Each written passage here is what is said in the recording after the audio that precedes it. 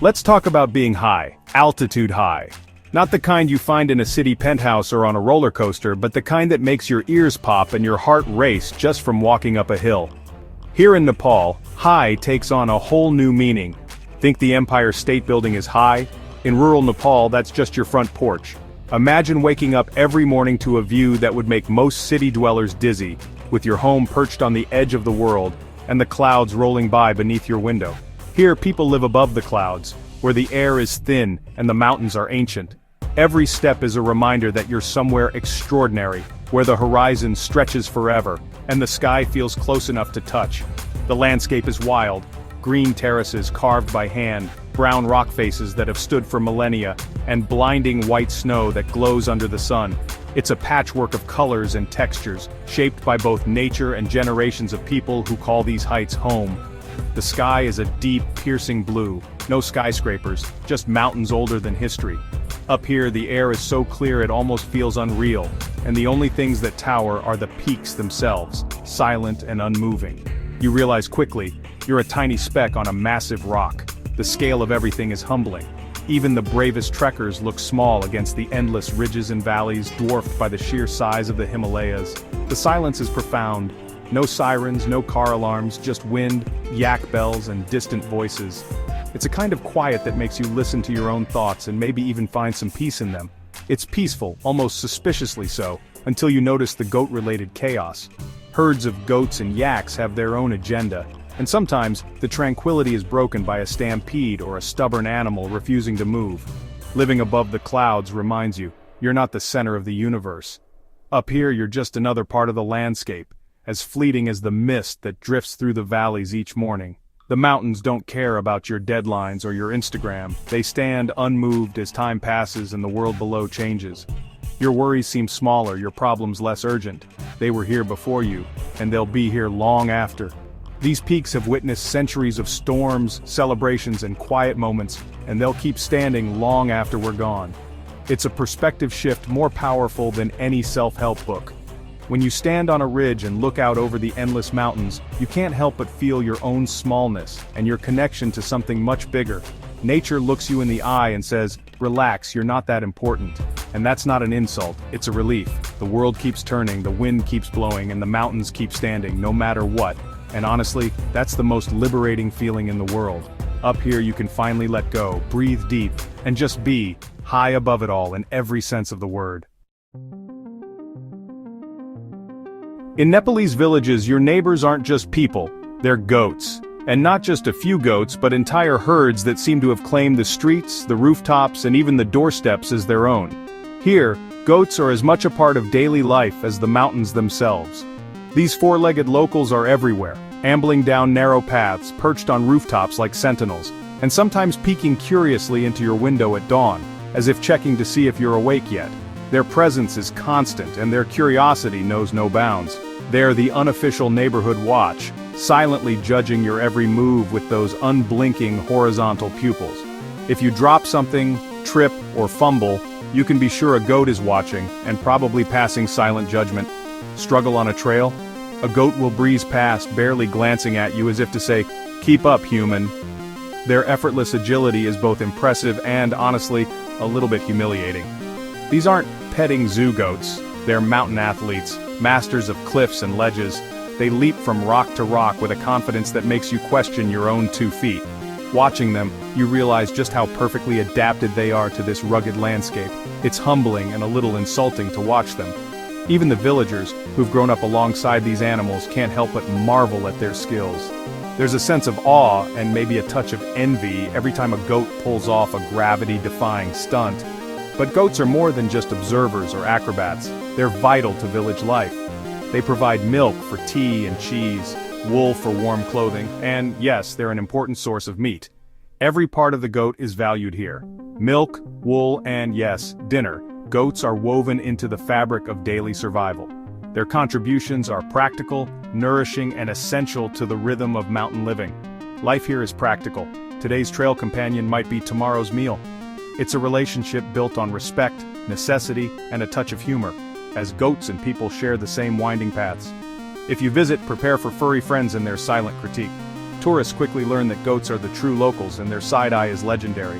They rule these mountains. Humans are just guests. The goats move with a confidence that says, "This is our world and you're just passing through." You'll start to respect them, maybe even envy their confidence. Watching a goat scale a sheer cliff, you can't help but wish you had even half their sure-footedness. See a goat silhouetted on a cliff and think, that goat has life figured out. There's a wisdom in their gaze, a calm assurance that comes from truly belonging, and honestly, you'd probably be right. In a place where survival is an art, the goats are the masters. Welcome to the real mountain royalty, where the goats reign supreme and we're all just trying to keep up.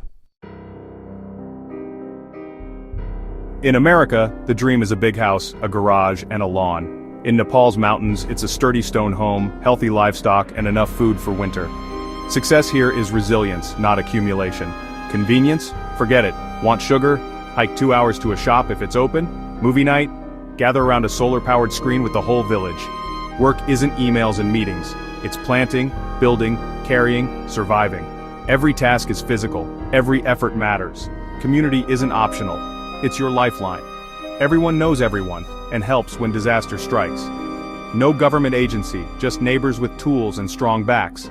It's a world where interdependence is survival, not a choice. To a Westerner it might feel intrusive, but here it's the ultimate safety net. Life is harder, but the connections are deeper. That's the real dream. Forget alarms. Here, roosters wake you at dawn. The day starts with lighting a fire, not flipping a switch. Sweet milky tea fuels the morning, then it's time to walk. Everywhere. Need water? Walk. Check crops? Walk. Go to market? Walk for hours, maybe days. People here have calves of steel, carrying loads that would break most of us. My Fitbit would explode from the steps. Life follows the sun. Work in daylight, rest at night. No frantic meetings, just clear tasks. Tend animals, fix what's broken, prepare food. Evenings are for gathering by the fire, sharing stories and laughter. No TV, no scrolling. Just family and the deep silence of the mountains. The day ends simply, but with a sense of purpose. It's constant motion but never rushed. The rhythm is natural, the work is real. You sleep deeply knowing you've earned it. This is life, one step at a time. Ask what's for lunch or dinner in Nepal, and the answer is almost always the same: dal bhat. It's not just a meal, it's a way of life. A daily ritual that brings families and friends together around the table, no matter where you are in the country. Dal bhat is a simple yet deeply satisfying combination of rice and lentil soup, usually served with a colorful array of spiced vegetables and a fiery tangy pickle that wakes up your taste buds. Each household has its own twist, making every plate a little different. It might sound repetitive, but it's endlessly comforting and surprisingly delicious. This humble dish is the fuel that powers the entire country, from bustling cities to remote mountain villages. The rice servings are generous, sometimes piled so high they resemble the mountains themselves. And don't be surprised when you're offered a second or even third helping. In Nepal, sharing food is a sign of hospitality and care. There's a saying here, dal bhat power, 24-hour. It's not just a catchy phrase, it's a genuine belief.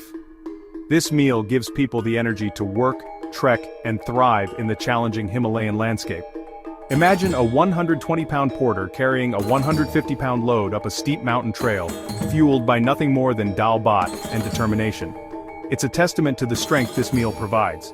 Of course, there's variety too. You'll find momos, those heavenly dumplings stuffed with meat or veggies, alongside potato curry and dindu, a thick, hearty buckwheat porridge that's sometimes called edible cement for its stick-to-your-ribs quality.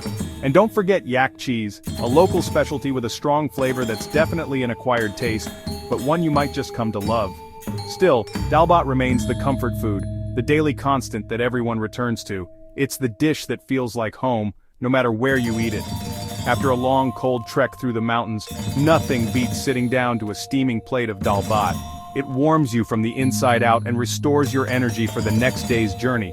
Soon, you start to crave it. You begin to understand why Nepalists swear by its power and why it's so much more than just food. It's a source of strength and comfort.